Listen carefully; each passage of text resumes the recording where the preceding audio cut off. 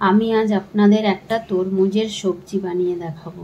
তরমুজের এরকম সাদা অংশটা ফেলে না দিয়ে রান্না করা যায় কিভাবে। এরকম সাদা অংশটা নিয়েছি, খোসাটা ফেলে দিয়েছি, আর মাঝের অংশটা তো খেয়ে নিয়েছি, লাল অংশটা। এবার এটা এরকম করে কেটে নিয়েছি, এর সাথে আলু দিয়ে আমি রান্না করে দেখাবো। তরমুজের সবজি বানানোর জন্য এখানে আমি সেদ্ধ আলু নিয়েছি 3টা, এরকম করে কেটে নিয়েছি।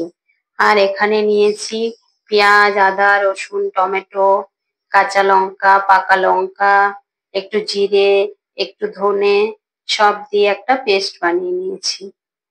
এবার গ্যাসে একটা কড়াই বসিয়ে দিয়েছি, গ্যাসটা জ্বালিয়ে দিয়েছি, দেবো সর্ষের তেল।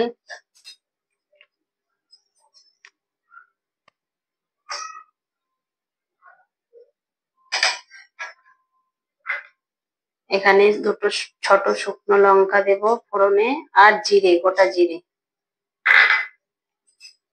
এবার আমি ফোড়নটা ভাজা হয়ে গেছে, আলুটা দিয়ে দেব।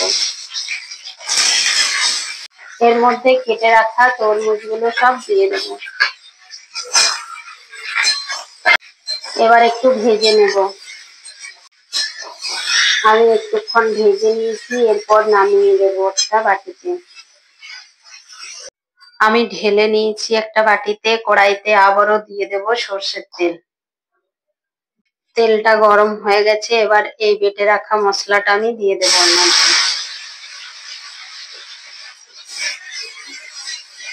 এবার একটু নাড়িয়ে নেব।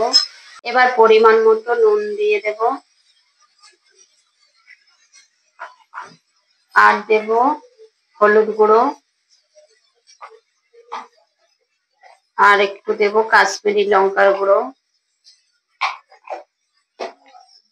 দেব জিরের গুঁড়ো, আর একটু চিনি দিয়ে দেব। এবার একটু কষিয়ে নেব। মশলাটা কষানো হয়ে গেছে, তেল ছেড়ে এসছে।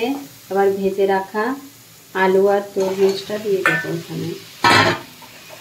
এবার একটু কষিয়ে নেব। কষানো হয়ে গেছে, এবার আমি এর মধ্যে জল দিয়ে সেদ্ধ করে নেব। ঢাকা দিয়ে একটু সেদ্ধ করে নিচ্ছি। এবার ঢাকাটা খুলে দেখে নেব।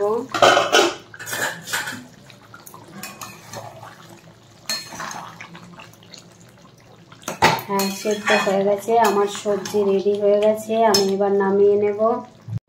আমি নামিয়ে নিয়েছি। প্লিজ আমার ভিডিওগুলো যদি আপনাদের ভালো লেগে থাকে তাহলে লাইক, শেয়ার, সাবস্ক্রাইব, কমেন্ট করবেন।